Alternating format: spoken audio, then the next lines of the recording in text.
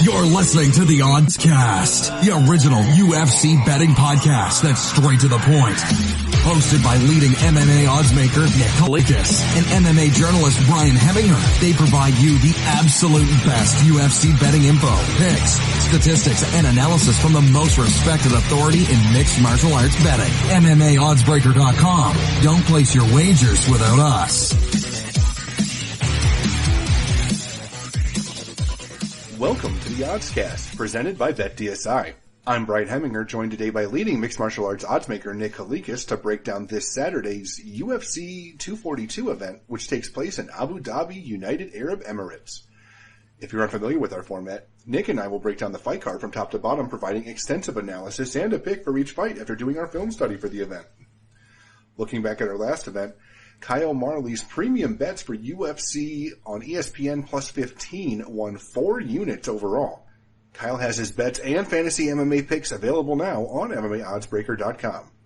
Back to the present, UFC 242 features a 13-fight card in total and will be aired on ESPN Fight Pass, FX, and pay-per-view this Saturday afternoon.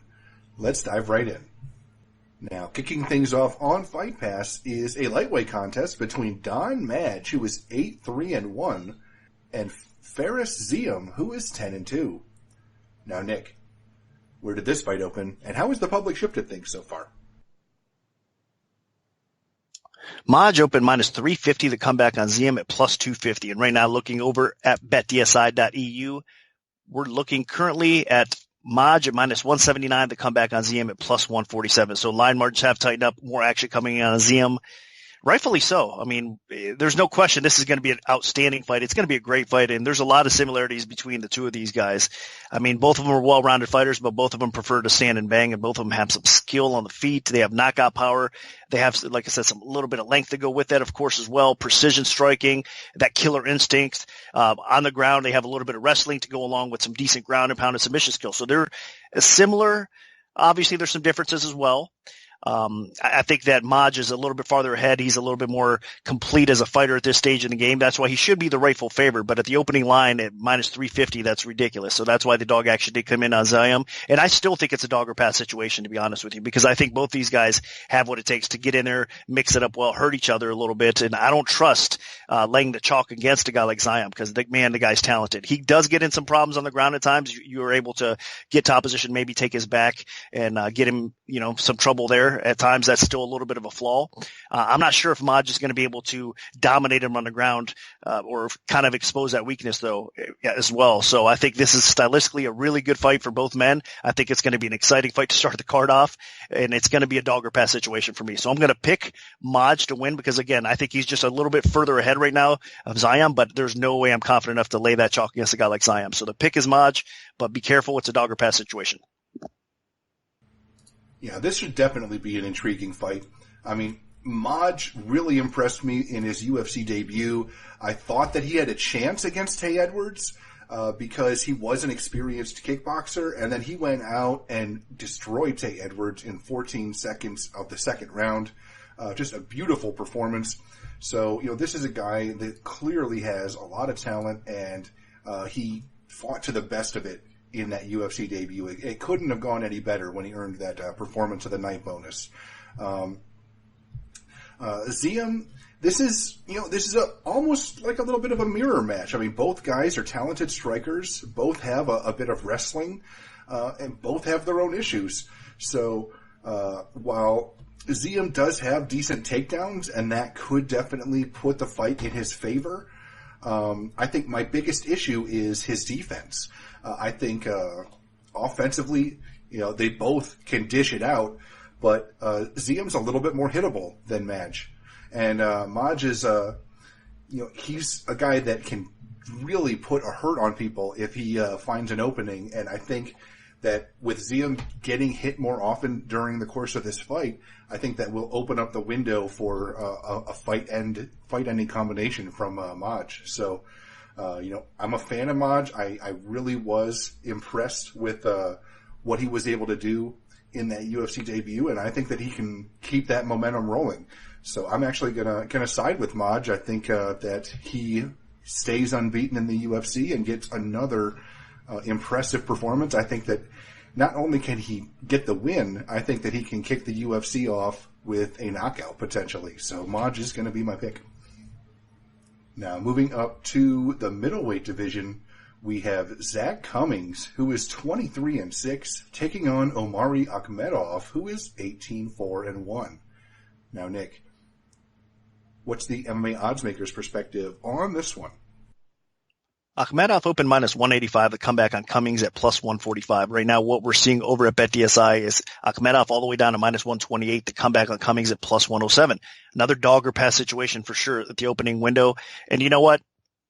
No doubt that it's the right way to go as far as I think value side goes. Now, this is going to be another good fight, competitive fight. I think Akhmedov has improved quite a bit, obviously throughout his UFC career. He's finally kind of hit a groove. He's got some confidence. His conditioning is getting a little bit better. You could tell some improvements have been made defensively. And of course, obviously offensively, he's always been a bit of a threat. I mean, the guy has some power. He's got some good wrestling as well. So he's a pretty solid fighter. But again, it's his defense. He's a bit chinny at times, and his conditioning in the past has kind of hindered him a little bit. And with Cummings, you get more of a solid, complete, you know what you're getting. I mean, he's always going to come to fight. He's always going to come prepared, and he can hang and compete against the highest level fighters and do really well against them. So, I mean, this is definitely going to be a tough test for Akhmedov to try to get over the obstacle that will be Cummings in front of him here, because I think Cummings still has enough left. He's been around the sport for a long time, but he still has enough left in the tank. Obviously, he's back on a couple fight win streak now. He's been looking good since he's moved up in weight class as well, and he is the more complete, the more steady fighter overall, I think, even though Akhmedov will give him some problems. I mean, like I said, Akhmedov is dangerous on the feet, has some good wrestling, but I think anything that Akhmedov throws at Cummings is going to be able to handle and actually be a little bit more steady and a little bit more consistent. And I think he ends up marking, obviously, Akhmedov up as the fight progresses a little bit, and maybe possibly finishing it as well by knockout. I could see that. I could see maybe some of the glaring defense or some of the chin that it has held up a little bit recently kind of go back the other way, because Cummings has some underrated power as well. If it hits the scorecards, I do believe that Cummings can win on the cards. It probably will be a competitive decision, 29-28, maybe a split decision type of fight, but I do think Cummings is the way to go here as well. So all the dog action is pretty much justified in my opinion, and I'm going to pick Cummings to win straight out, and any plus money on him probably still holds a little bit of value. Yeah, this is an intriguing battle between a pair of guys that have fought at welterweight but have found some success at middleweight. Now, Akhmedov is a very strong starter, but his biggest issue is he throws hard, he can get takedowns, he's strong with top position, but he does not have the best conditioning. So most often it's him winning the first two rounds, and then he's holding on in that third round trying to survive and win the decision. He's not much of a finisher, although he does have some power if you leave an opening, whether it's ground and pound or a big haymaker on the feet. Cummings, on the other hand, is just a really well-rounded fighter. I mean, he hits all. He has pretty solid overall boxing and striking technique. He has decent takedown defense, and he has a very strong ground game.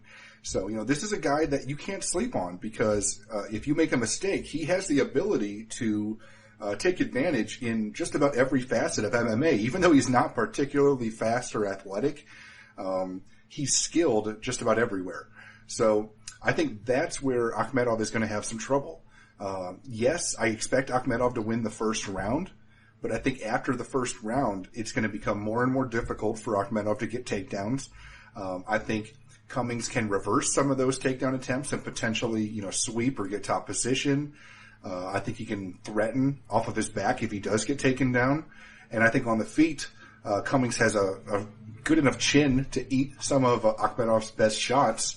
And then when they're trading, Akhmedov, he is not nearly as durable as Cummings, so I think if he eats a couple shots, he could get himself in a little bit of trouble. And then as this fight wears on, Cummings is the better conditioned fighter, I believe, as well. So I think everything in this fight points to it being close early, with the meter tipping towards Cummings in the second and third rounds. So, like Nick, I agree that Cummings can win a decision, a 29-28 type of decision. But I also could see Cummings getting a finish in this fight in the second or third rounds as Akhmedov starts to slow down. So As those takedowns become, tougher to grab onto, and as as those hands get a little heavy, I can see Akhmedov dropping his hands late, and then Cummings landing a big bomb and potentially getting a late finish as well.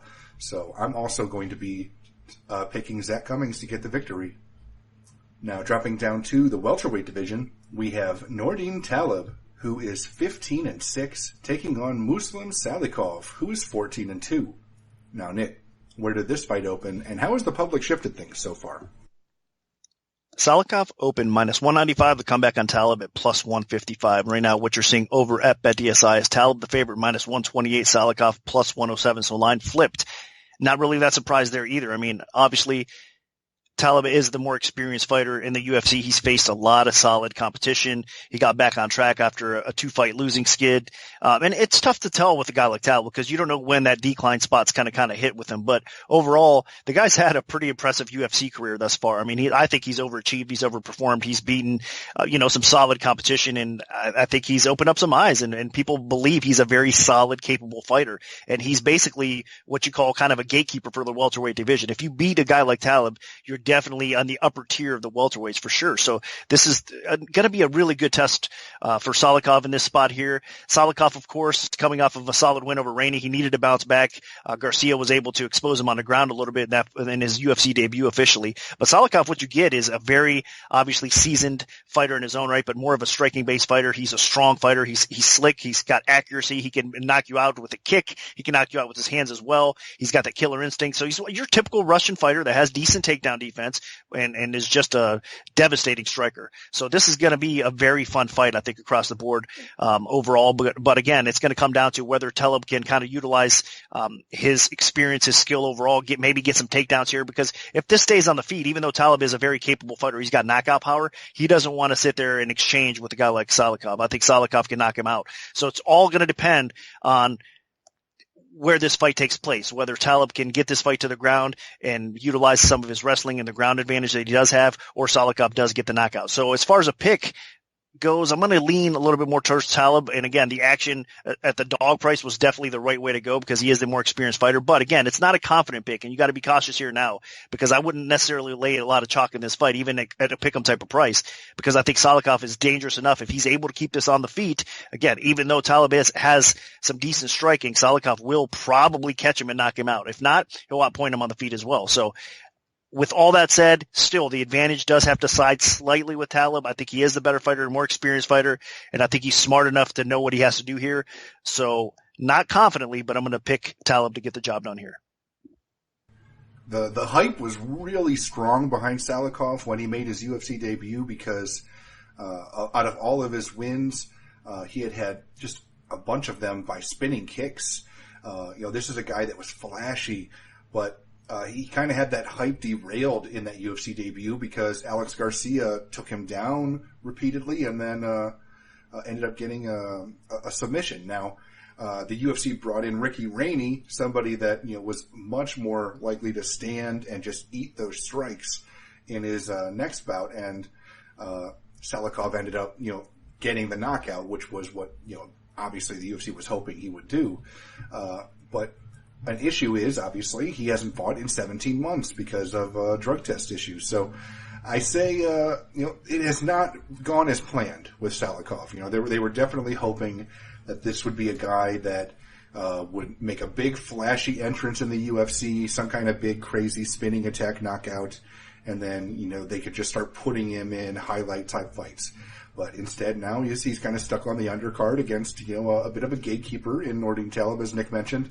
And Taleb is just a solid, well-rounded guy. He's not, a super powerful striker. He's not a particularly flashy type of fighter. He's more of a everyman type of fighter where, he's pretty good at everything. He's got decent ability on the ground. He's solid, if not above average on the feet, I would say. He's pretty well conditioned. He does everything pretty good. And it's going to be that everything that is going to have to factor into this fight because Salikov being a really flashy, striker with power, I think in a pure one-on-one stand-up fight, I would favor Salikov. But with this being MMA, and as evidenced by Salikov's issues that he had in his UFC debut, I think the game plan has been already created for how to defeat him, because you have to take him out of his element, whether it's put him in the fence, get him on the ground, put him on his back, just anything to kind of avoid those open space options where he can close the distance with an explosive strike, some kind of spinning attack or back fist or whatever. Talib knows what he needs to do. It's just all about executing it. And I think that, he is definitely a smart fighter that trains with a good gym, and has, obviously Firas Zahabi will be able to create the game plan that he can execute and take advantage of and get the victory. So I definitely feel like Talib has the skills to take advantage of that. And Salikov, as dangerous as he is, as long as Talib doesn't give him that space, I think that he is going to get exposed again potentially. So now there's always going to be the possibility that he does land that big shot before Talib can close the distance. But and Talib isn't exactly known for being a really strong ground fighter. He doesn't have the explosive takedowns that Alex Garcia possesses. So I think it'll be a little bit more difficult for Talib to close the distance and get this fight to the ground. So there's always going to be the chance that Salikov can get the finish before that happens, but I definitely favor Talib to utilize the rest of his MMA skills and get the victory. And I'm not sure it'll be as flashy or as exciting, but I think he gets the job done and can win a decision. So my pick is going to be Nordine Talib. Now, sticking with the welterweight division, we have Belal Muhammad, who is 15-3, taking on Takashi Sato, who is 15-2. Now, Nick, what's the MMA odds breakers perspective on this one? Muhammad opened minus 230, the comeback on Sato plus 170. And right now over at BetDSI, we are seeing Muhammad minus 370, Sato plus 287. So really not that surprised. Line climbed up a little bit more. Nearly 4-1 right now over Sato. You know what it is? Sato's a very solid fighter. He's a very dangerous fighter as well. I mean, the guy definitely has some power. Even if the guy takes the fight to the floor, he's got good ground and pound, a little bit of ground awareness, obviously as well. So he's a pretty solid, improving fighter that's capable of knocking people on the feet. Defensively, there is a concern with Sato though. That's definitely a glaring issue that he has, and he's hittable. And obviously he's a bit chinny as well. But overall, it's more offense from him that's dangerous, and you got to keep your eye on. And, he's coming off of a very impressive win in his UFC debut over Ben Saunders. He got the job done there, and he did what he had to do, so you got to compliment him for that. He beat a very good, experienced fighter in Saunders, but let's not make any mistakes here. It's Saunders on the declining and towards the end of his career. So that said, Muhammad is not in that spot where he's a declining fighter. Muhammad has looked really good, honestly. I know that he kind of suffered a loss a couple fights back to Jeff Neal, but Jeff Neal is obviously a surging contender in his own right as well. But overall, the competition level, if you look at it, that Muhammad has faced and his style that he goes about these fights, I mean, he can strike with good strikers, and I mean, he can outpoint the strikers. He's got some knockout power, but more so than anything, against solid competition, he's able to outpoint a lot of the people that he does get in there with on the feet. And then if he needs to get a takedown or two, his wrestling's very underrated. He's got a good submission game that, he doesn't utilize all that much, but when he does need to, he has that in his back pocket and he can get it done as well. So it's another case where I just think Muhammad just has him outclassed. He's just a different level. He's a level above Sato, and Sato does have a puncher's chance here. So that's the caution. I think if anything, I don't think Sato's going to win this fight on the cards. I think, like I said, he's going to have to land and catch Muhammad's chin and put him out if that's the way he's going to win it. Outside of that, Muhammad can hurt Sato, put him out. I think he could win on the scorecards as well. So it's really Muhammad's fight to win or lose. But we should mention as well, Muhammad at times, I mean, you can get through his defense, you can clip him in the chin, and you can rock him and hurt him. So that's, again, at 4-1, I don't know if that's a very smart move right now. I think the value has been pretty much gone, extracted from where it is right now, the line compared to the opener. So you be careful with that, because Sato does have a little bit of power, and he could definitely end people's nights quickly. So with all that said, Muhammad is the side for me. And I'm in complete agreement. The main thing here is, obviously, Sato is a very dangerous, powerful striker. And if he connects with something nasty, Muhammad does not have a lot of durability, and he can absolutely get hit with something and get put out. So the puncher's chance is always going to be there for Sato for however long this fight lasts, and it very well could go. There's going to be probably an option for him to get the finish all the way down to the last second, because I do think it goes to decision, because I think Belal Muhammad is by far the more well-rounded fighter of the two. Muhammad is, I think, the better technical boxer of the two. So Sato will be, swinging some big shots, and I think Muhammad will be able to, utilize his solid overall striking defense, avoid those shots, and, land some of his excellent combinations. Muhammad doesn't even have close to the power that Sato has, but, he makes up for it with good volume, good movement, and then also he mixes in takedowns.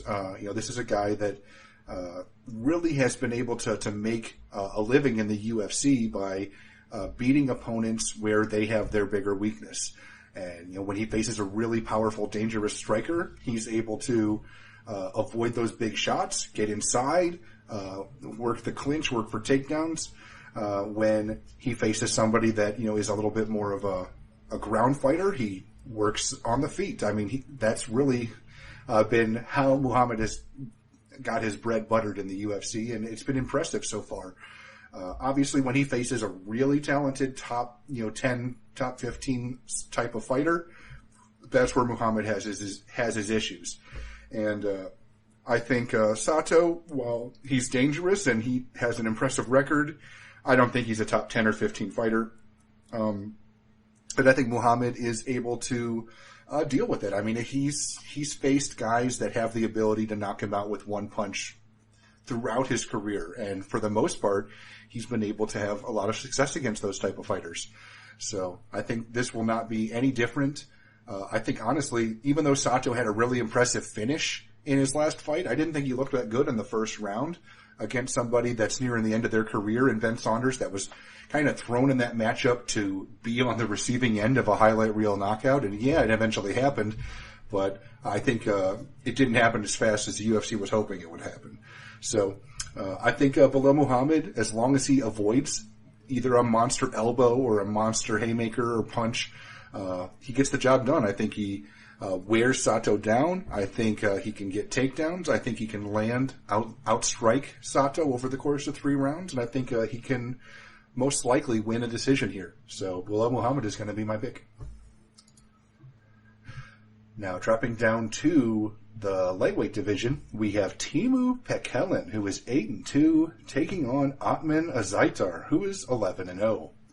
Now, Nick, where did this fight open, and how has the public shifted things so far? Azaitar opened minus 305, Pekkelin at plus 225. Right now, looking over at BetDSI, Azaitar minus 217. The comeback on Pekkelin at plus 177. So more action coming in again on the dog. Not really that surprised. I mean, Pekkelin is the guy that has the UFC experience thus far. I mean, he's a very solid fighter. More so the ground you have to worry about, obviously, with him than anything else. I mean, he's a very submission savvy guy. He has some takedown ability. He gets you on the ground. He has a great ground and pound, and he has the ability to finish. So anybody has to be wary about the ground game, obviously, of Pekkelin. I think that's where he excels the most. But he does have some length on the feet. He does have a little bit of power as well, so you can't take him exactly lightly, and he's improving in that area. But ground is where it's at. So Azaitar has to avoid the ground game. I mean, he's making his UFC debut. His brother, obviously, also in the UFC.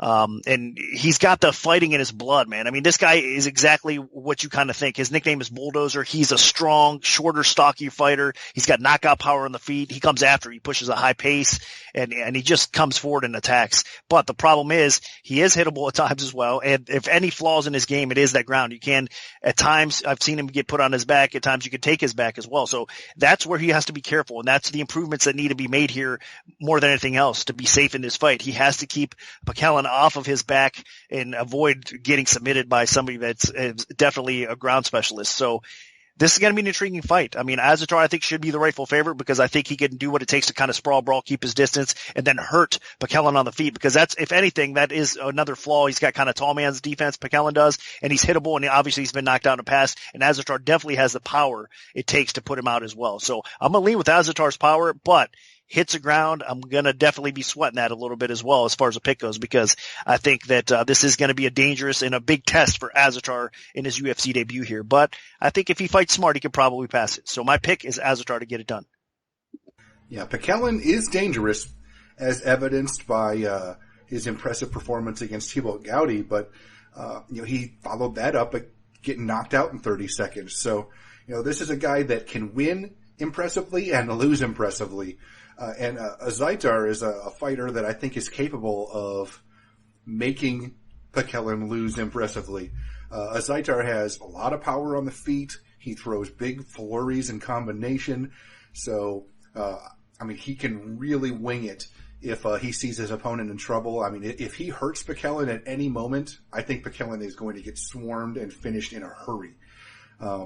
And if for some reason he's not able to have success on the feet, although I do think he definitely will, he does have some pretty explosive wrestling. That being said, potentially going to the ground here could be a mistake because Pekellen is a strong grappler. I would say that Zaitar is the better wrestler of the two, but Pekellen has better submissions.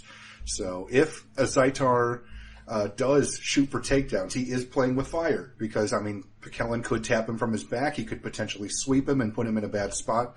So if I'm a Zaitar's coach, I tell him only wrestle is a last resort if you get hurt on the feet because Pekellen does have some power. He could find some success there potentially, but overall, I think on the feet, that should be Zaitar's world. This guy, he has the ability to hurt you with body kicks. He has the ability to hurt you with his hands. He is just out of his 11 wins, I believe, he has at least 7 knockouts. So, this is a guy that can clearly get the job done with his power. So, Pekellen, I think, could be in some trouble. He's a little bit chinny, as Nick mentioned, with that tall man defense, so he's hittable. And the other thing to think about is Pekellen has also not fought in a year and a half. His last UFC fight was March 2017. So he potentially could be really rusty here. So overall, I really do think Zaitar is talented. His brother's in the UFC. I think he potentially has more talent than his brother. So, this is a guy that could really make an impact, and this is a very exciting opportunity for him. And I think that the UFC is matching this fight up to make him look good against a potential rusty guy that's a little chinny. I think that the table has been set for a potential very impressive UFC debut. As long as Zaitar doesn't make any big mistakes, doesn't dive headfirst into a guillotine choke or something, I think that this is going to be an opportunity for Zaitar to get a quality victory, and I expect that he wins by knockout at some point. So my pick is going to be Ottman Zaitar. Now, dropping down to the women's bantamweight division, we have Sarah Morris, who is 5-5, taking on Liana Jojua, who is 7-2. Now, Nick, what's the MMA oddsmaker's perspective on this one? Jojua open -165, Morris +125. So right now, looking over at BetDSI, we're seeing Jojua at -164, Morris at +137. Line margins have tightened up. There's not a lot of crazy action coming into this fight. It's kind of a tough one. I'm not surprised. So it looked like it was a very solid opening line, and it's holding steady, and a lot of people are confused which way to go here because Jojua is a very solid fighter. Obviously she's a Russian fighter that's coming in that has a pretty well-rounded game. She's got a little bit of power on the feet. Nothing overwhelming though with her striking. She does push forward, comes in looking to attack, throws in combinations at times as well. And then when she lands, she does have a little bit of power. She does look to wrestle though, get takedowns. She has some ground and pound, has some good submissions as well. So that's what I mean. Another one of these just pretty much well-rounded MMA fighters, but she does have some holes in her game. She does make mistakes on the ground at times. She's capable of being reversed, getting in some submission trouble. And that's where, for me, it gets a little bit tricky here because obviously Morris is the type of lady that's going to be out there looking to get this fight to the ground and do what she does best, and that is her slick submission game. She's improving overall. We've seen that in her game. Her stand-up's getting a little bit better. Her takedown ability's getting a little bit better as well. But she's going to probably want this to go to the floor, and obviously she's going to want top position more so than anything else. But she does have some decent arm bars and capable of winning this fight and even transitioning off her back and getting top position. So Jojua has to fight very smart. I think she has to keep her distance again, try to keep this upright a little bit more. But I think for her, again, what gets a little bit dangerous is just her instinct. She goes for takedowns so often. I think she's going to want to take Moraes down. And if that's the case, she could find herself in a little bit of trouble if she's not careful. So it all depends on fight IQ here. I think Moraes is obviously the more proven veteran. So I think where the line is right now is fair. Joshua should be a little bit more of a favorite, a slight favorite over Moraes is what I'm trying to say. But I can't trust her enough at this point to not make a mistake against a ground specialist when I think that's still her flaw is on the ground. So I'm going to pick Joshua to get the W here over Moraes. But again, not a confident pick because stylistically this could be a bad matchup for Joshua. Yeah, it's been a long time since Moraes tasted victory. She's currently on a 3-fight losing streak inside the octagon, including her first stoppage loss to Macy Chiasson in May. And overall, Moraes, she's just not that talented of a fighter. She's not much of an athlete. She's not a very good striker. She doesn't have particularly good striking defense. What she has going for her is she has a pretty good ground game, but she also doesn't have the offensive wrestling to utilize that ground game. And she's not particularly great off of her back. So, how is she going to be able to really get that ground game going is the big question here. And honestly, Joshua, she's not half bad on the ground either. I mean, most of her wins have actually been by armbar. So, if this fight does go to the ground and Moraes does get top position, she still might get armbarred. But where the biggest difference in skill for these fighters is on the feet. While Joshua doesn't have, a ton of knockout power or anything, she's able to put together decent 1-2 combinations. She has a little bit of a kicking game. She clearly should have the edge when these two are standing and trading on the feet.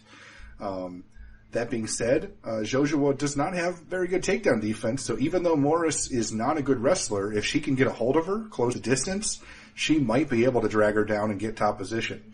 And in watching some of Joshua's fights, she hasn't had the easiest ability to get back to her feet because sometimes she's hunting for those submissions off of her back, and if she's not able to get it, she could definitely lose rounds here, and that is a concern. So while I do favor Joshua and that she has been on a nice little roll here to earn this opportunity in the UFC, I am a little bit concerned about what happens if she does get put on her back and if she decides to stay there too long and lose rounds if she can't get a finish. So I do think that Joshua can get the win here by decision, but I am nervous that she could get put on her back or be on her back for too long and end up losing a decision that she should not have.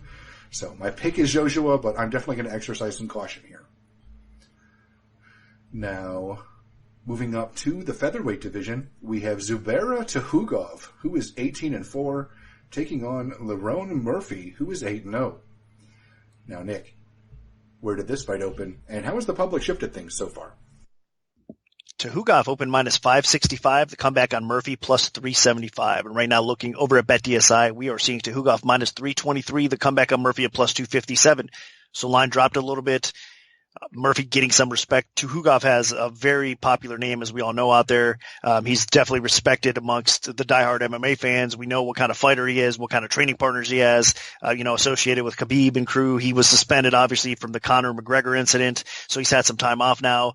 Coming off that loss to Moicano, which was kind of an eye-opener a little bit because we saw some flaws in Tuhugov's game a little bit more so in that fight. But again, against a top contender Moicano, so I think he's got some motivation, and obviously he's been probably training pretty steady, waiting to come back here. So Tukhugov has some skill, man. I mean, he's got some power on the feet. He's got some wrestling. Your typical, again, kind of Russian fighter that's capable of outstriking his opponents and doing damage on the feet, and his wrestling is up to par with most. So Tukhugov is a very talented fighter. I'm intrigued by Murphy, though. I got to say that, man. His size alone and the skill set that he does have. This guy's a striker first. He's got power. He's got some athleticism to go along with it. He's developing overall his game. He's getting some wrestling in there. He's got some good ground and pound, and he's got some submission skills. So again, another guy that's training actually at a decent camp, All Powers Gym in the UK, obviously is actually a pretty decent camp that's got a lot of momentum going for them right now as well. So I think he's got decent training partners to go in there and train with, and every day he's learning and getting better. And obviously the UFC thinks pretty highly of him, putting him in here against a fighter like Tuhugov. I don't think they're going to bring him in if they thought he was just going to get totally destroyed right away here. So Tuhugov is the rightful favorite, and obviously he's farther ahead. Again, we're talking about experience level here. There's no question Tuhugov is the more experienced fighter across the board, and I think he's going to actually try to utilize some wrestling here against Murphy too, because Murphy's best path to victory in this fight obviously is to try to keep this upright and do some damage on the feet. He does have some length, he does have some power, and he can do some damage. And we have seen Tuhugov start to slow down as the fight progresses a little bit. So this could get interesting the longer it goes a little bit. So I think at the current price, it's still a dog or pass situation. The opener was definitely high. Not enough respect went out towards Murphy. I think even though that, he doesn't have the experience Tuhugov has, he's an undefeated prospect that's definitely got some hype coming in with, again, good training partners and a lot going for him at this point. So I like his size. I like his power.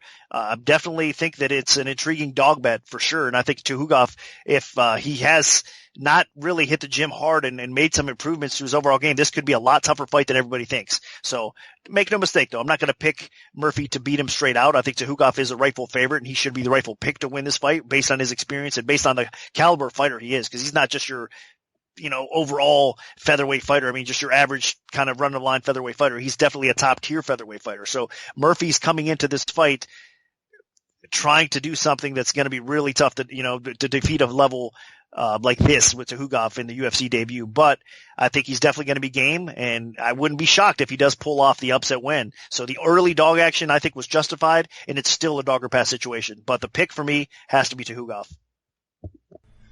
And I'm actually going to come in the other way.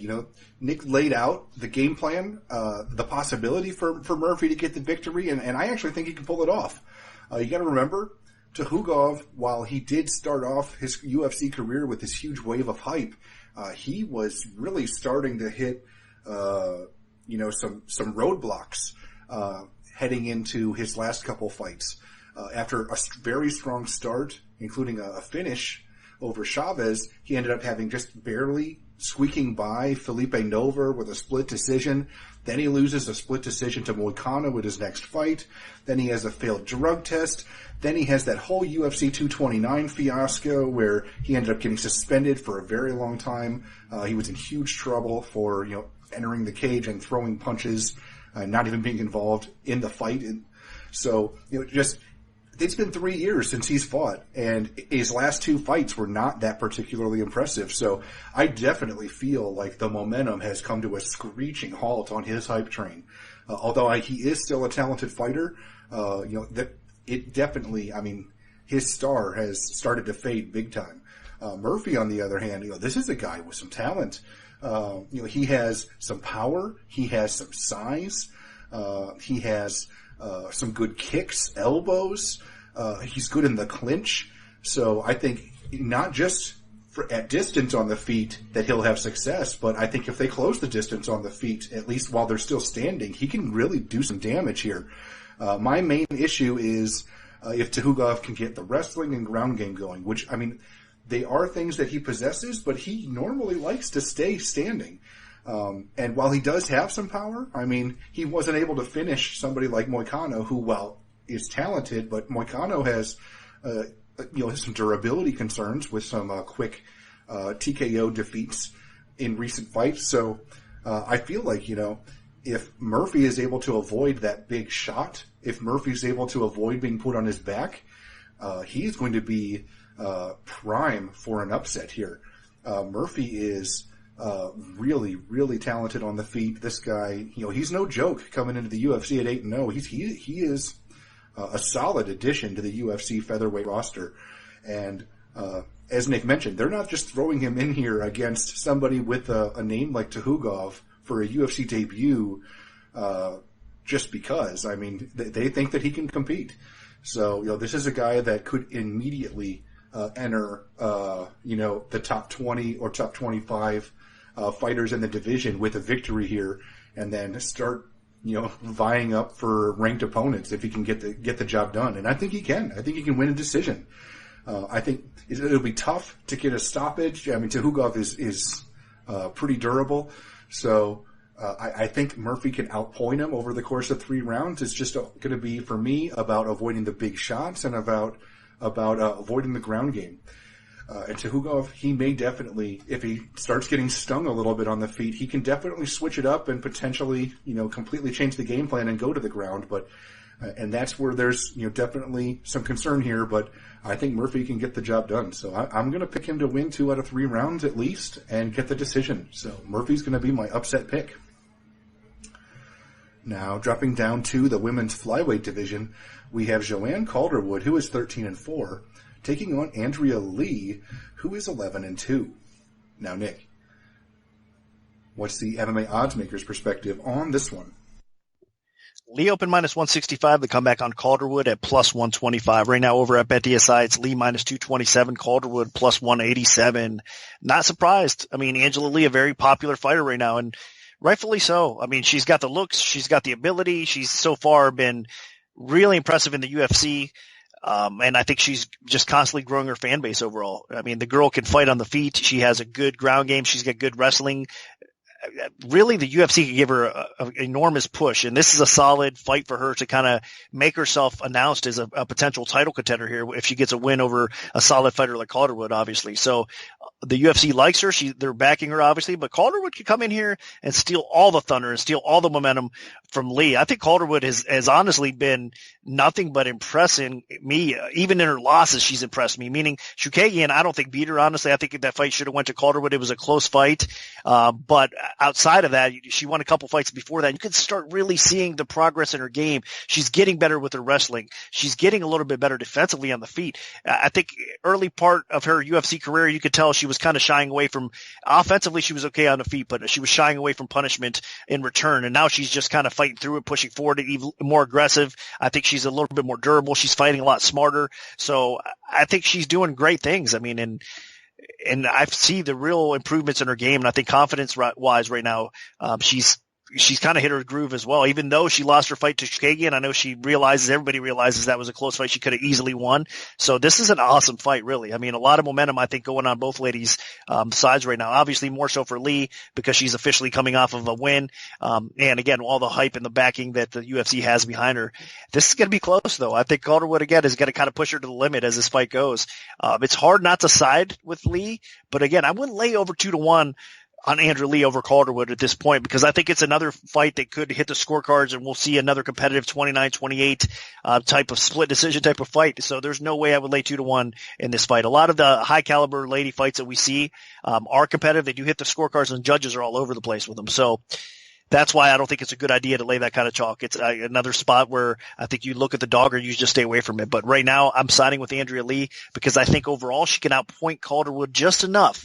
And I think that Calderwood definitely has to be careful on the ground. Even though she's improving her ground game, I think that's an area that Andrea Lee is still ahead of Calderwood is on the ground, especially offensively with her submission game. So it's going to be intriguing to see how this plays out. I think it's going to be Lee with a slight edge on the scorecards, and she gets a very competitive split decision type of win.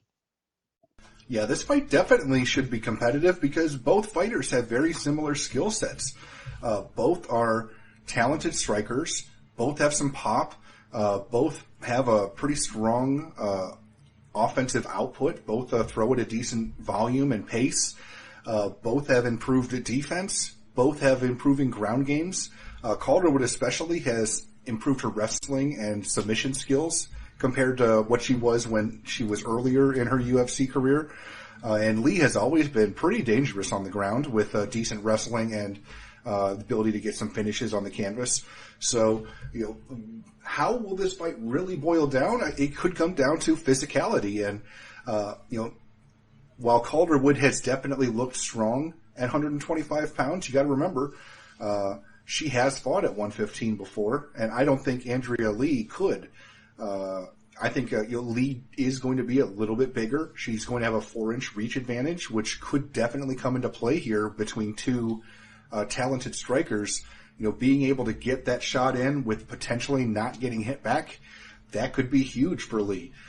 Calderwood definitely is going to make this close because both fighters are so evenly matched, but I think Lee does have a little bit of momentum here. I mean, she's looked very strong so far in her UFC career, particularly great performance against Montana De La Rosa in June.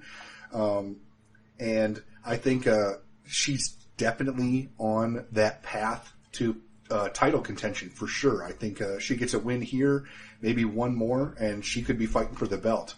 I think Calderwood is a little bit further away. She had that stumble against Chookagian, even if you argue she should have won. She made it closer than it should have been potentially.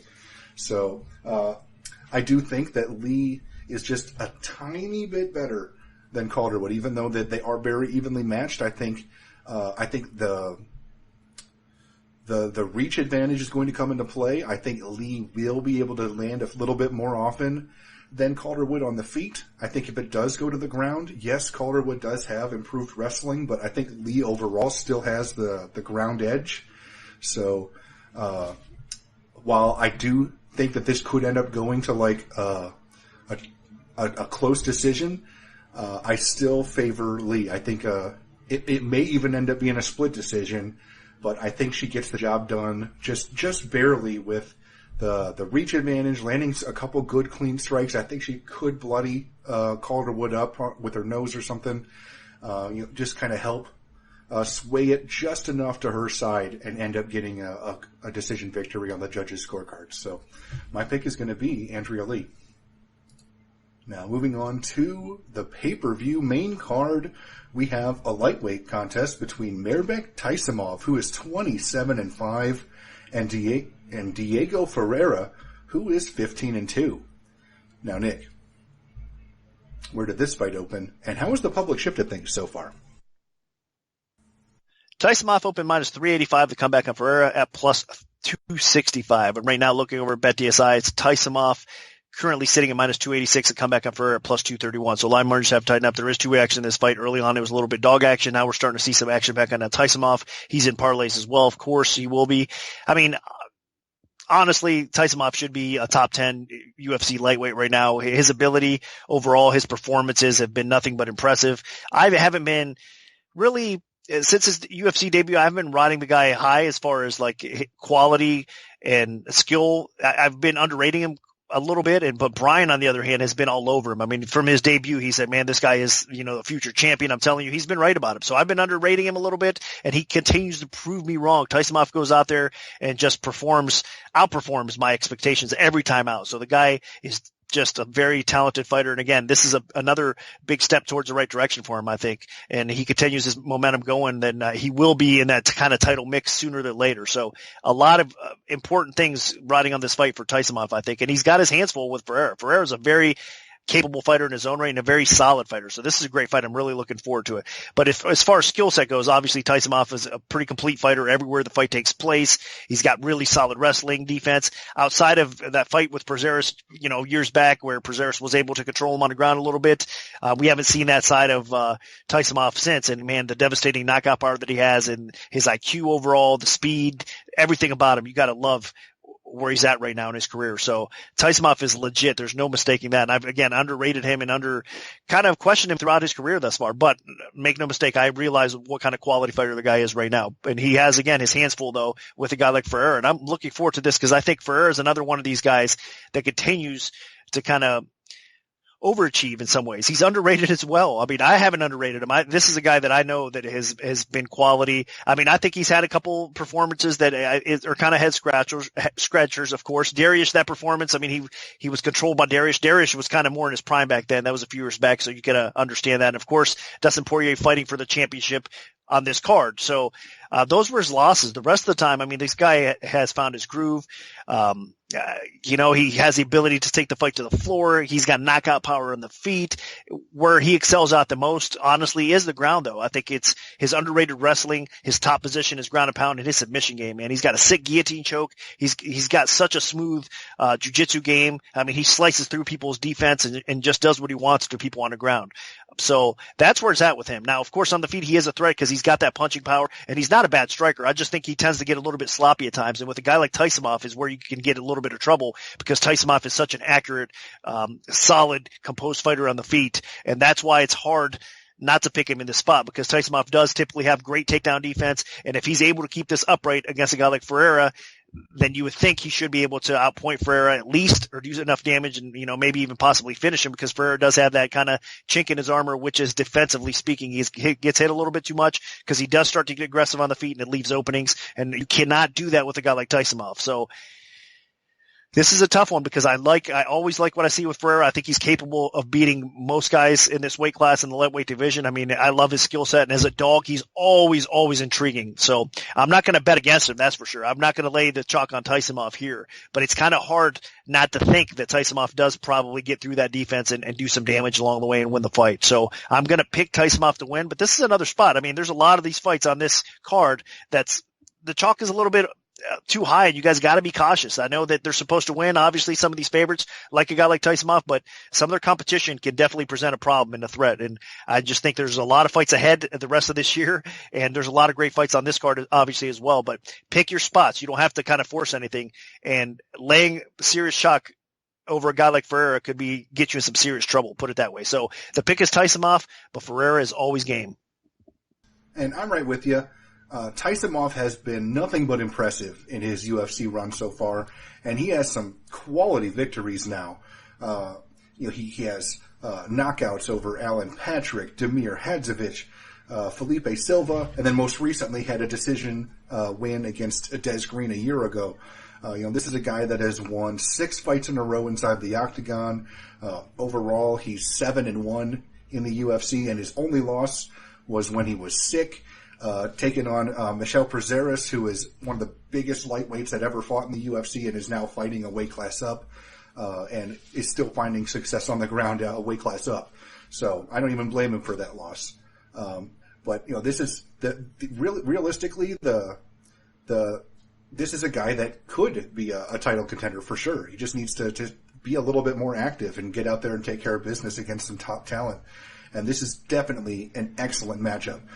Because Carlos Diego Ferreira, or I guess Diego Ferreira now, is a dangerous fighter. I mean, this guy, I thought that he was in trouble at one point in his UFC career when he had lost the 2 fights in a row, but, they were to 2 really strong fighters. Beneil Dariush at that time was, a top 15 fighter, and then Dustin Poirier now is the interim champion. This is a really strong 2 losses in a row. It didn't hurt him.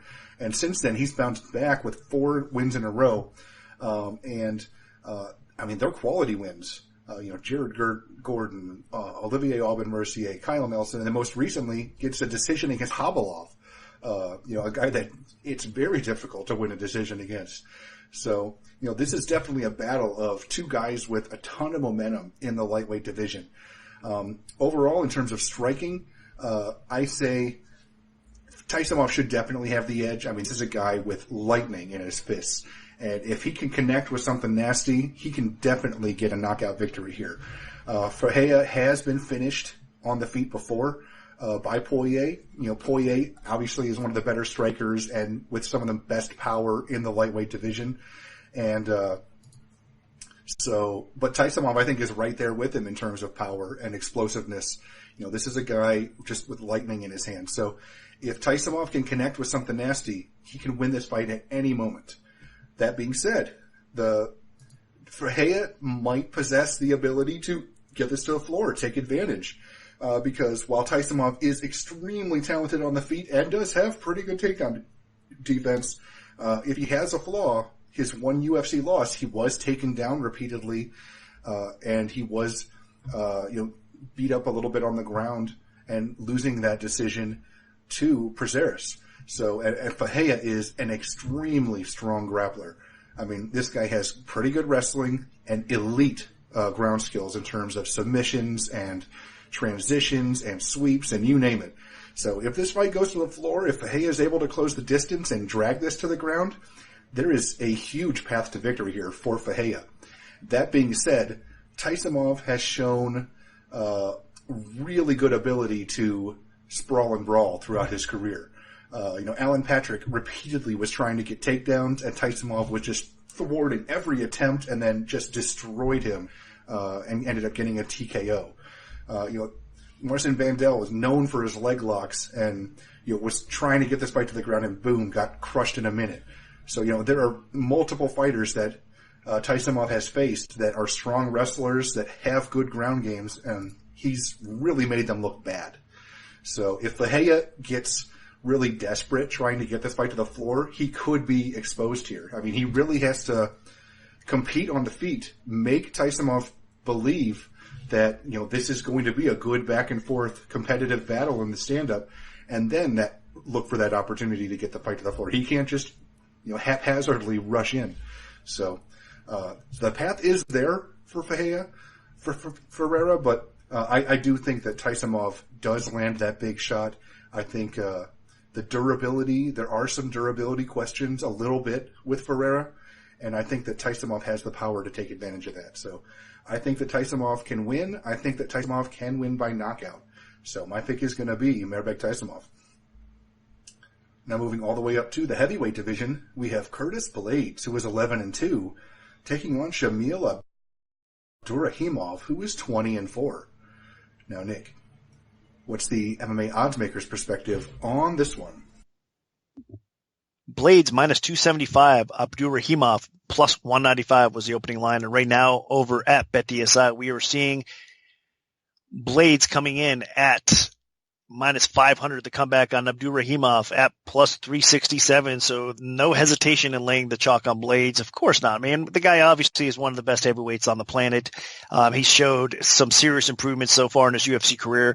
His wrestling alone, I mean, at times, you start to question it early on in his UFC career. How good is this guy's wrestling really? But then as his career progressed, obviously, we've seen nothing but improvements, and we've got those questions answered. He is definitely one of the most dominant wrestlers in the sport today, and his ability to get some of these big guys down to the floor and just have his way with him is unbelievable. Now, his striking's not bad on the feet. He's capable of doing okay damage. Obviously, that's not what he wants to do against very gifted or talented strikers. Abdurakhimov is kind of one of those guys you got to be careful about. He does have some knockout power, and he's a savvy vet. So on the feet, even though I think they could exchange and be close, that's not where Blaydes wants to put this thing. He wants to get this fight to the floor, and on the floor, he wants to do what he does best and drop some bombs. And I think Blaydes is obviously capable of doing that. I mean, he's been able to do that against, I think, better fighters thus far. So I don't think Abdurakhimov has what it takes to stuff the takedowns and keep this upright. And I think Blaydes is just basically going to have his way with him once he does get it to the floor, even though Abdurakhimov is not going to be an easy out. On the feet, it's Abdurahkimov's path to victory. He could possibly catch Blaydes' chin. I think Blaydes, I don't know if you want to call him, obviously he is a little bit concerning on the feet when he gets tagged. He's been rocked. He's been knocked out, obviously, Ngannou, whatever, you could say there. I mean, those were his two finishes, stoppages. So I don't know if it's really fair to say he's chinny, but defensively, he can get clipped. He can get hurt. So Abdurakhimov does have that kind of power. And that's, again, where the concern would be, at all in this spot. But I think Blaydes is just going to be too dominant. Obviously, everybody coming in believes the same thing, not hesitating to lay that chalk. Blaydes eventually will get a title shot, I believe, and deservingly so. The guy is definitely one of the best heavyweights on roster, and he continues to improve. And I could see that fight by fight. This won't be any different. I think he continues to kind of, with that rise and gets another solid win over a very good fighter in Abdurakhimov. So for me, it's Blaydes. Yeah, this one's going to be short and sweet because the path to victory has already been set to beat Abdurakhimov in the UFC, and it is literally the way Curtis Blaydes fights. Abdurakhimov, he's strong on the feet. He's decent on the ground, especially if he can get top position. He has a good kicking game on the feet. He's decent in the clinch. He's good just about everywhere, but he's not good off of his back. And you saw that in his UFC debut when he started strong, then got dumped on his back by Tim Johnson and smashed with ground and pound. Then against Derek Lewis, again, he was fighting a smart fight. He was, trying to do everything he could to not get put on his back and smashed on the ground. And then late in the fourth round, put on his back, smashed with ground and pound, end up losing the fight by TKO both times. And Curtis Blaydes, by far the best wrestler he's faced in the UFC yet. Better than Johnson, better than Lewis, big time. Blaydes might not have the ground, quite as good ground and pound as Lewis, but he has better ability to maintain top position. And the second that Curtis Blaydes puts Abdurakhimov on his back, this fight is over. So Abdurakhimov is going to have a puncher's chance, but he doesn't have that devastating knockout power that Ngannou has, which Ngannou has been the only person that's ever been able to beat Blaydes. He's beat him twice in the UFC so far, and handed him both of his career losses. Everybody else has not been able to stop the takedowns, has ended up on their back and either TKO'd or decisioned.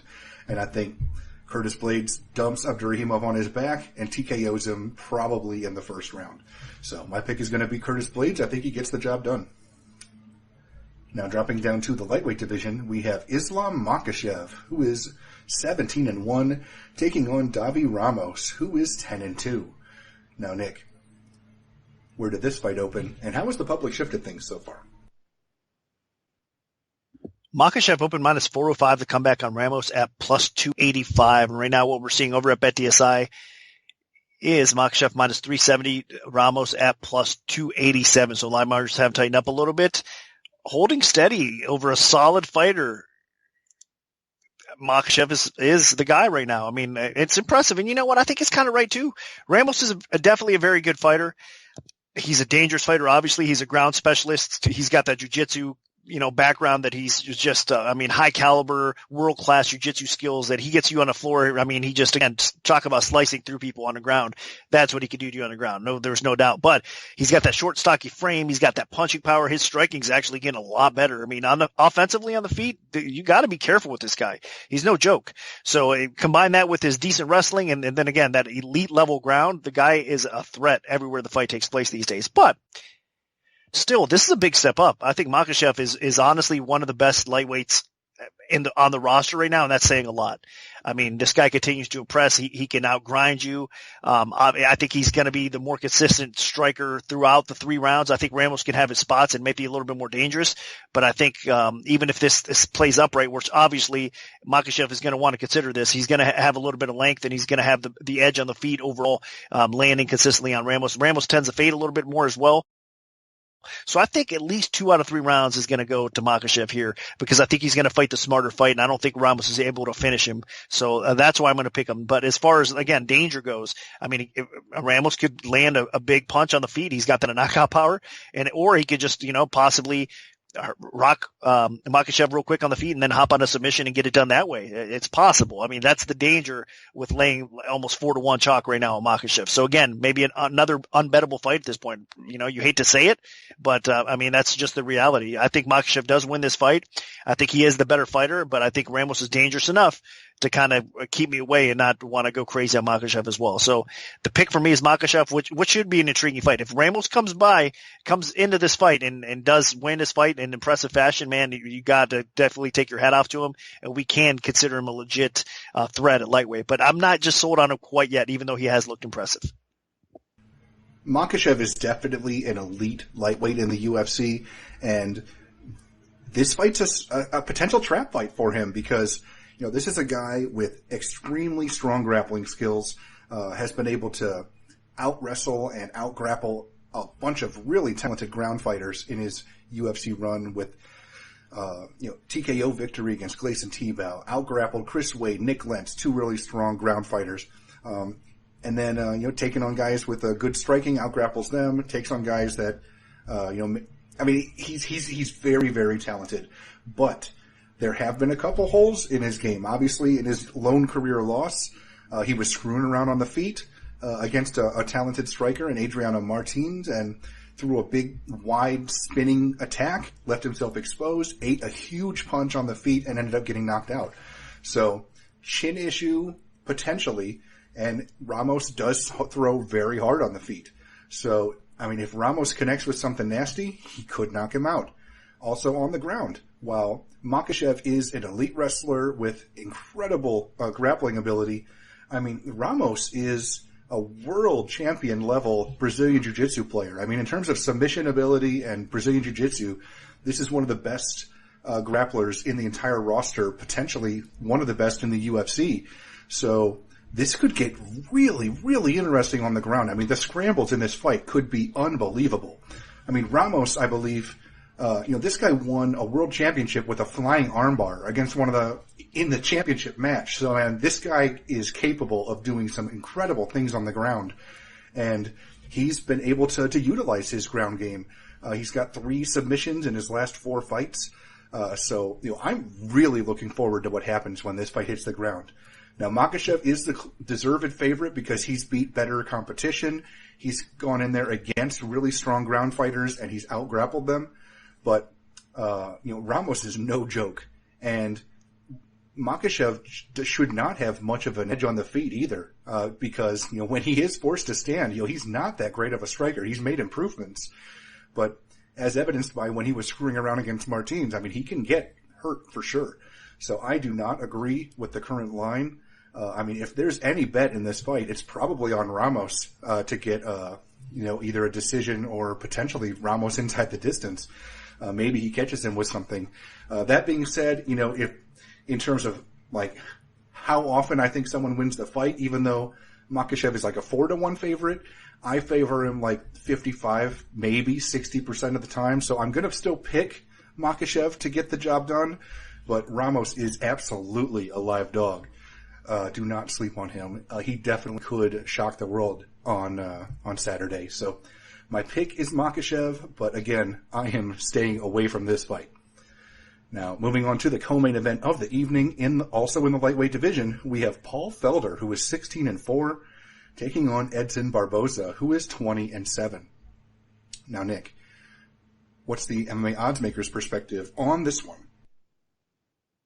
Barboza open minus 175, the comeback on Felder plus 135. Right now, over at BetDSI, we are seeing Barboza down to minus 147, the comeback on Felder plus 122. Live margins have tightened up a little bit.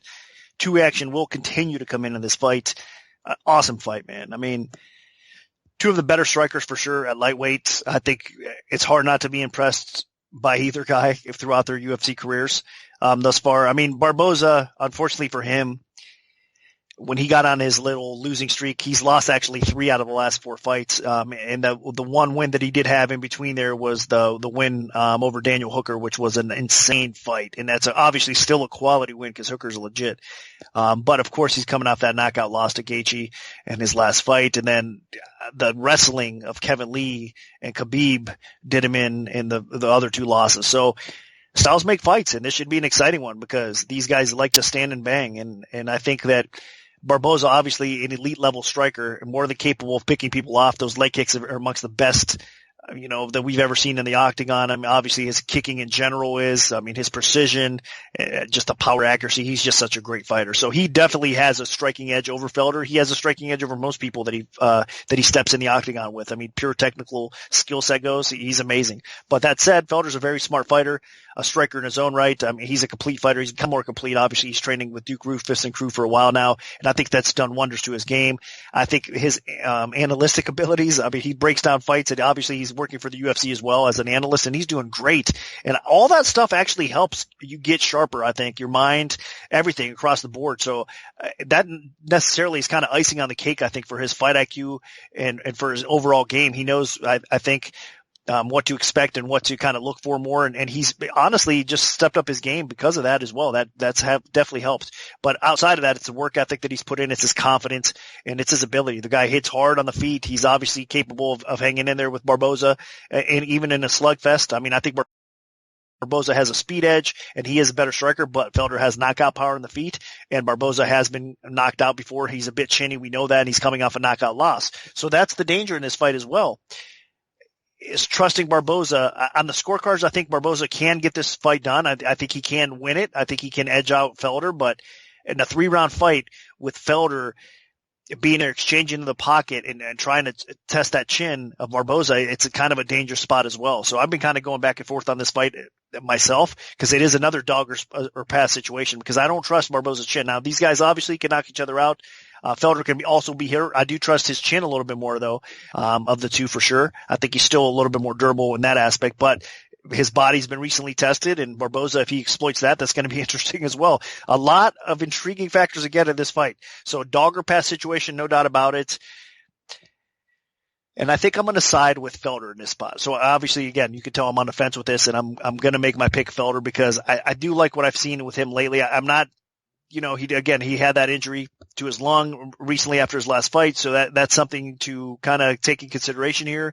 And, with Barboza being the striker that he is, he could definitely exploit that. But I think still momentum-wise, I like where Felder is at this point. I think he can catch Barboza even if he's losing the fight and maybe knock him out. And I think Barboza is going to start eventually hitting that decline spot, and getting knocked out by Gaethje in his last fight certainly doesn't help that right now. So that's why if he didn't lose that fight to Gaethje, or if he didn't get knocked out at least and lost maybe a decision to Gaethje, I would probably pick Barboza. But coming off that devastating knockout loss and facing another guy that could come in here and mix it up with you and probably drop you as well, not a good sign. So I'm going to pick Felder to pull off the small upset win over Barboza.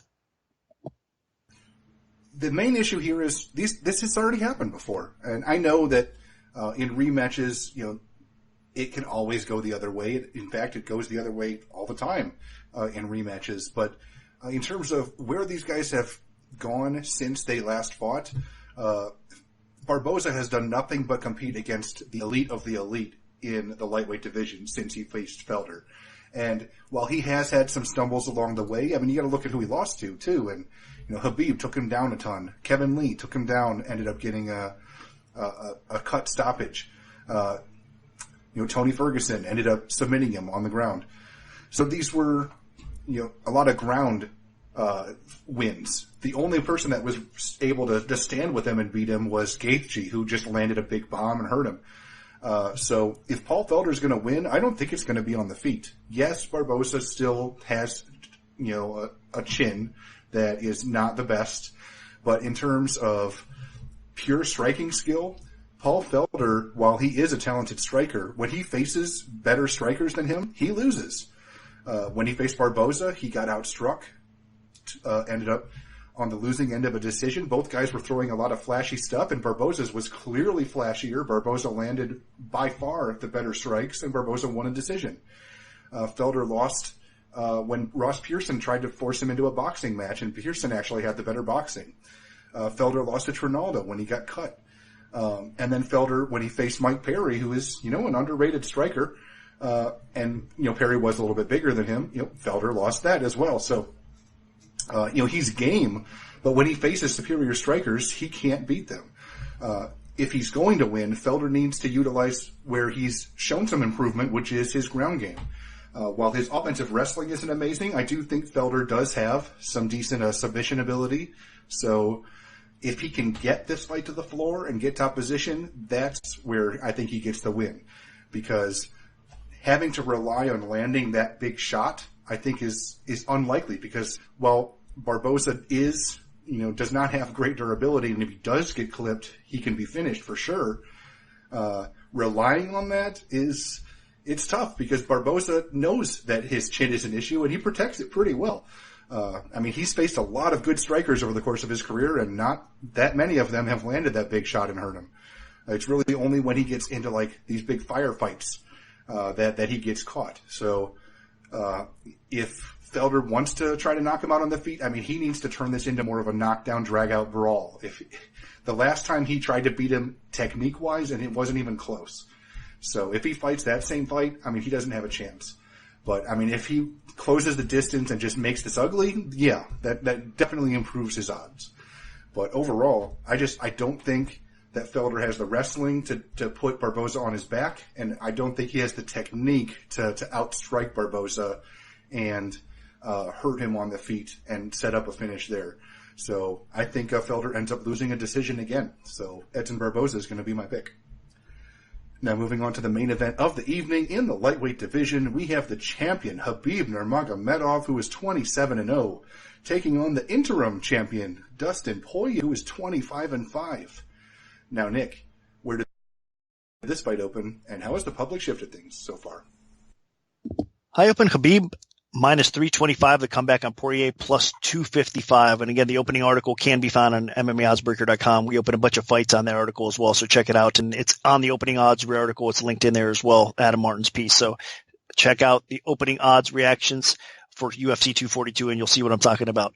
All right, that said, again, open minus 325 plus 255 was a comeback. And right now, looking over at BetDSI, we are seeing minus 435 on Khabib, and the comeback on Poirier at plus 331. So line margins have tightened up a little bit, and there is more action coming in on Khabib. But early on, it was Poirier getting some action. So there is legitimately two-way action coming into this fight, and it'll continue to come in that way. Now, as of late, it's been kind of climbing back up a little bit again. with more action coming in Khabib's way. The sportsbooks are taking a lot of parlays. Of course, all the advertising and publicity the UFC is doing for this fight is definitely not hurting that at all, even the betting window. I mean, people recognize Khabib now. A lot of the general mainstream public realize, hey, that's a guy that beat Conor McGregor.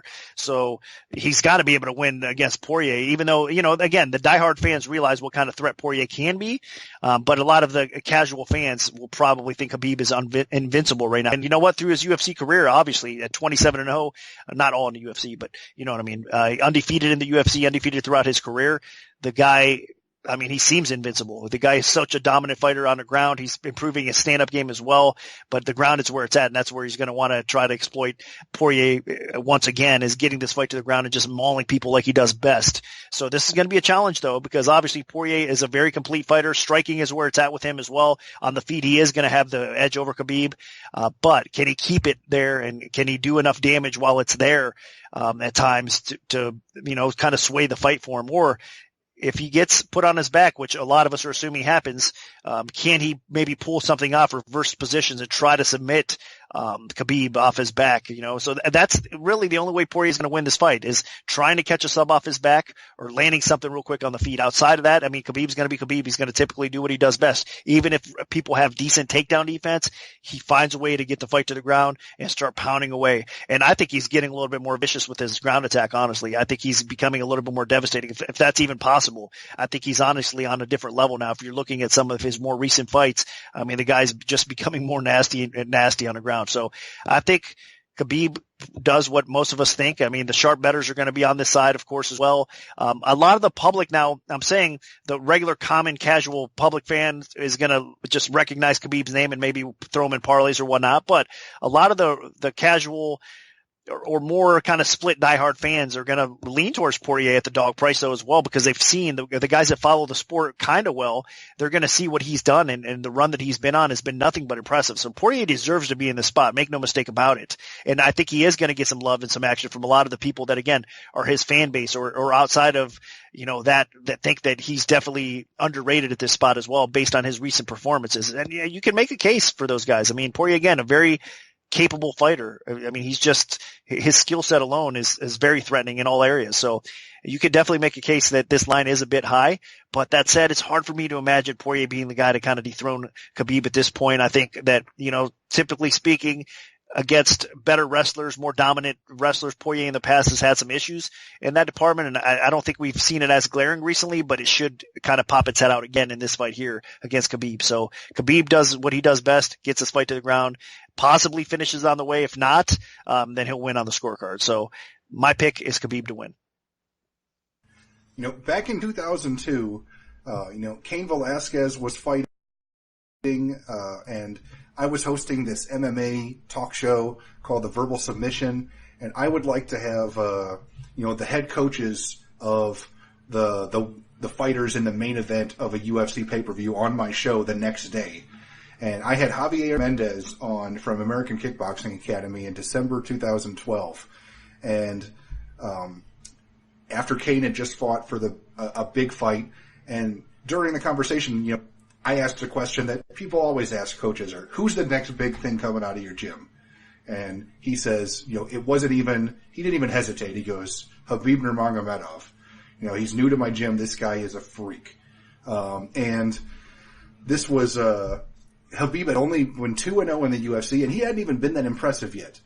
He was coming off of that ugly win against Gleison Tibau, where I think he attempted like 30 takedowns and didn't get one, and it was just a clinch fest. It was just a terrible fight. So, I was, like, really? This guy? And since then, Khabib has beat, Thiago Tavares, Abel Trujillo, Pat Healy, Rafael dos Anjos, Daryl Horker, Michael Johnson, Edson Barboza, Al Iaquinta, and Conor McGregor. I mean, and has just become one of the greatest fighters in the world. He's been unbelievable. So definitely was prophetic there from Mendez. And Khabib's been able to do it with one skill that is just so strong of his offensive wrestling. I mean, he gets a hold of people and he drags them to the ground. If he can get to you, you are done. If he can back you into the fence, you're done. Because when he gets top position, he doesn't really give it up. very difficult to get back to your feet when Khabib takes you down, and then he just wears on you, whether it is a decision from top position over the course of 5 rounds, or he wears you down and gets a TKO or a submission. It's this tide that just keeps coming in and just taking a little bit more out of his opponent every round. And as we saw in his last fight against Conor McGregor, he's still improving on the feet. What he did when he knocked down McGregor was amazing. If you go back and look at the film, basically McGregor was bracing for a takedown attempt.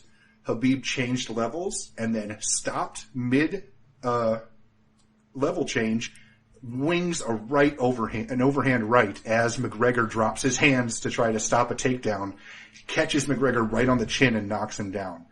McGregor is such a better striker than Khabib, but because Khabib's threat of the takedown is there, that makes him a threat on the feet too, because his opponent is constantly worried about the takedown. So, kind of like how Chael Sonnen was able to have success on the feet against Anderson Silva. How in the world did that happen in their first fight? It's because Silva was worried about the takedown. That's how Sonnen has always been able to have success on the feet against people. But Khabib actually has power, a really good chin. He doesn't have, amazing striking technique, but he has enough. And I think that just makes him such a huge threat here, because Dustin Poirier can't just focus on takedown defense, because if that's all he's worried about, he's going to get clipped. Poirier does not have the greatest chin in the world. I mean, he does have, his durability has been better since he moved up to the lightweight division, but this is still a guy that's been knocked out a few times throughout the course of his career, whether it was McGregor or Michael Johnson early in his lightweight run.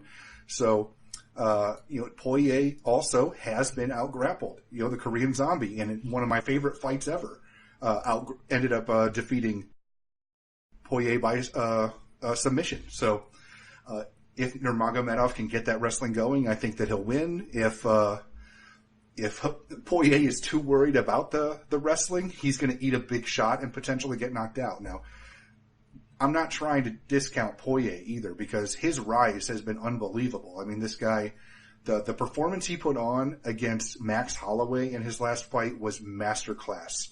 I really thought that Holloway was going to wear him down over the course of 5 rounds, and Poirier just laid a beat down on him. It was the best striking performance of his career.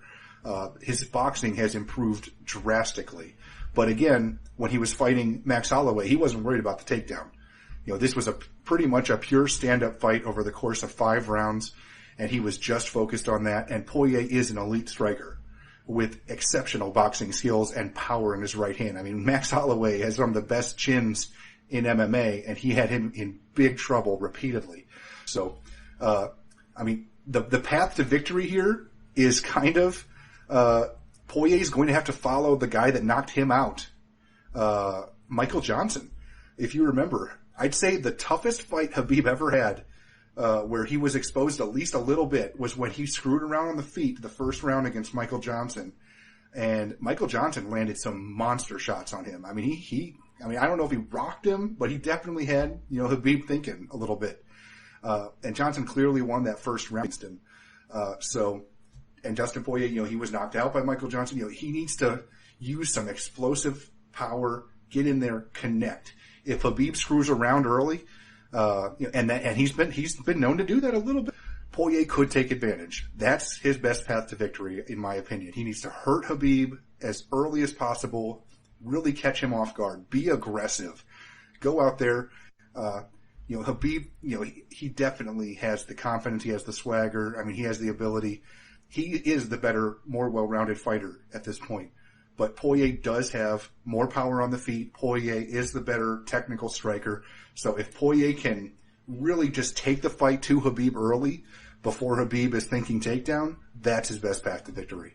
He needs to try to take Khabib out right away, because if this fight goes 5 rounds, I don't think Poirier has a chance. He needs to win in the first round, I think. So, that being said, I have to side with Khabib. I think the odds that Poirier is able to make that work are low, because even if Khabib does get hurt, maybe he just survives it, then grabs a leg, and you know what happens from there. So, my pick's going to be Khabib. I think I think he wins a decision. I think Poirier will be tough to finish. I think Poirier is going to put up a great fight, but I think in the end it's going to be Khabib standing tall. So Nurmagomedov is my pick. So that'll do it for our full event breakdown for UFC 242. If we have a free play to give out, make sure to follow at MMAOB Premium on Twitter because that's where we'll post them first. We can also notify you of our free bets via email alert if you prefer that method. Just send an email to picks@MMAOddsbreaker.com and we'll add you to our free bet mailing list. Special thanks to BetDSI. Good luck, everyone, and hopefully the betting gods are on your side this weekend.